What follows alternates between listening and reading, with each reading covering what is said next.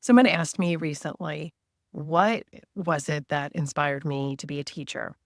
And there's actually two parts to it. So the first part is I always knew that I wanted to be a teacher, even from a very young age.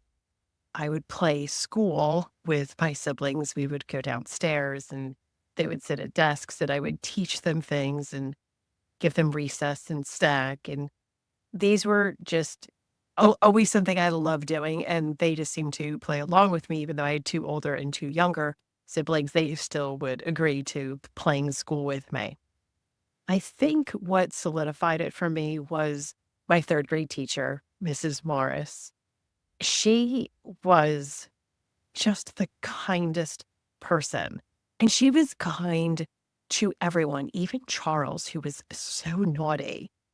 And she really taught us that in spite of how people act, we should always be kind. And one of my favorite things about her was when she would read us from novels or from books, picture books, she would always use different voices for the characters. I was always mesmerized and I would lean in closer to hear what was happening in the story. And I felt like I was literally just part of the book that she was reading. And I remember thinking that when I become a teacher one day, that I want to do that for my students as well. And I did. Anytime I would read picture books to them or from novels, I would always use different voices. And I noticed the same body language from my students as what I had when I was in 3rd grade. They'd lean in and would see little smiles on their faces.